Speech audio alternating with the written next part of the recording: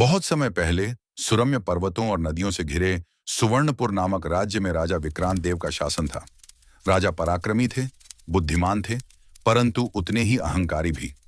उन्होंने असंख्य युद्ध जीते थे, शत्रुओं को परास्त किया था और अपने राज्य को समृद्ध बनाया था। उनकी सभा में जब कोई उनकी प्रशंसा करता तो वे मुस्कुराकर कहते, मैं ही इस भूमि का सूर्य हूं, मेरे बिना यहां कुछ भी संभव नहीं। प्रजा उनका आदर करती थी, परंतु उनके भीतर की नम्रता कहीं खो गई थी। वे मानने लगे थे कि संसार का हर व्यक्ति केवल उनके आदेश पर चलता है। एक साधारण लड़की की कहानी की शुरुआत राज्य की सीमा पर बसे एक छोटे गांव में रहती थी रानी, जो नाम से ही नहीं, स्वभाव से भी रानी थी। वह गरीबों की सेवा करती, अनाथ बच्चों को पढ़ाती और बड़ों का सम्मान करती थी। उसकी आंखों में करुणा थी, वाणी में मिठास और मन में सत्य। लोग कहते थे, जहां रानी के कदम पड़ते हैं वहां दुख मिट जाते हैं। एक दिन जब राजा शिकार पर निकले तो अचानक घने जंगल में उनका घोड़ा फिसल गया और वे बेहोश होकर गिर पड़े। घंटों बाद जब उन्हें होश आया तो उन्होंने खुद को एक झोपड़ी में पाया। सामने वही गांव की युवती रानी खड़ी थी। वह मुस्कुरा रही थी और धीरे से बोली, महाराज, अब आप सुरक्षित हैं। घोड़े को भी मैंने संभाल लिया है, कुछ विश्राम कर लीजिए। राजा ने गौर से देखा। साधारण कपड़े, परंतु चेहरे पर एक अद्भुत तेज। उनकी आंखों में आत्मविश्वास था और आवाज में करुणा। राजा ने कहा, तुम्हें पता है मैं कौन हूं? रानी शांत भाव से बोली, हाँ, आप हमारे राजा हैं, लेकिन इस समय आप एक घायल इंसान हैं और इंसानियत में राजा गरीब का कोई भेद नहीं। राजा कर कुछ रही पल के है। लिए निःशब्द रह गए। किसी ने उनसे इस तरह पहले कभी बात नहीं की थी। अहंकार और सच्चाई का पहला सामना। अगले दिन जब राजा स्वस्थ हुए तो उन्होंने कहा, तुम्हारा नाम क्या है और तुम क्या चाहती हो? मैं तुम्हें सोना, जमीन, कुछ भी दे सकता हूं। रानी मुस्कुराई और बोली, मुझे कुछ नहीं चाहिए महाराज, बस इतना कि आप जब दरबार लौटें तो यह न भूलें कि आपने किसी गरीब की झोपड़ी में भी शांति पाई थी। राजा ने उसे देखा। उसकी आंखों में निर्भीक सच्चाई थी। दरबार लौटकर भी राजा का मन बार बार उसी युवती की बातों में उलझा रहा।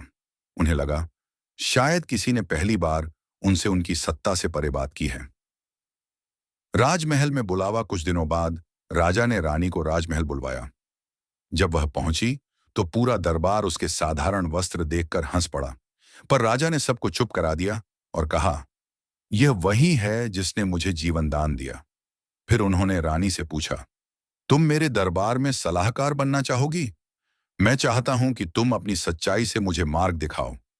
रानी ने विनम्रता से कहा, महाराज, मैं कोई विदुषी नहीं, बस एक सामान्य स्त्री हूं, लेकिन यदि आप अनुमति दें तो मैं केवल सत्य बोलने का साहस रखती हूं।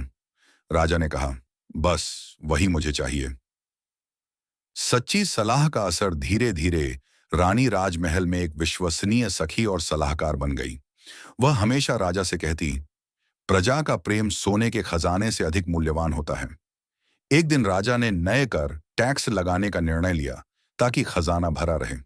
रानी ने कहा, महाराज, जब खेत में अन्न ही नहीं बचेगा तो राज्य में सोना किस काम आएगा? राजा ने उसकी बात अनसुनी कर दी और कर बढ़ा दिए, पर कुछ ही महीनों में प्रजा में असंतोष फैल गया।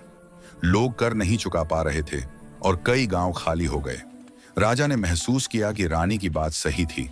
उन्होंने कर रद्द किए और कहा, तुमने मुझे मेरी भूल दिखाई। रानी रानी ने नम्र स्वर में कहा, महाराज, मैं नहीं, आपकी अंतरात्मा ने कहा था, बस आपने सुना नहीं था। अहंकार की अंतिम परीक्षा। समय बीतता गया, राज्य समृद्ध हुआ, पर एक दिन पड़ोसी राज्य ने युद्ध की घोषणा कर दी। राजा ने गर्व से कहा, हमारी सेना उन्हें एक दिन में परास्त कर देगी।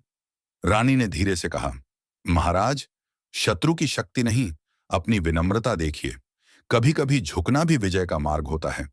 राजा ने हंसकर कहा, मैं कभी झुकता नहीं। युद्ध छिड़ा। 3 दिनों तक भीषण लड़ाई चली। सैकड़ों सैनिक मारे गए और चौथे दिन राजा खुद घायल हो गए। राज्य हार के कगार पर था। जब राजा घायल अवस्था में लौटे तो रानी ने उनकी देखभाल की और बोली, महाराज, आपने कहा था आप कभी झुकते नहीं, पर देखिए आज घुटनों पर हैं। राजा की आंखों में आंसू आ गए। उन्होंने स्वीकार किया, तुम सही थी रानी, शक्ति तब तक सार्थक है जब तक उसमें विनम्रता है। राजा का रूपांतरण कुछ महीनों बाद जब राजा पूर्ण रूप से स्वस्थ हुए तो उन्होंने एक सभा बुलाई। उन्होंने सबके सामने घोषणा की, आज से सुवर्णपुर का शासन पहले जैसा नहीं रहेगा। राजा केवल शासन नहीं करेगा, सेवा करेगा। मैं अपने सिंहासन को राजमहल से नहीं, जनता के बीच से चलाऊंगा।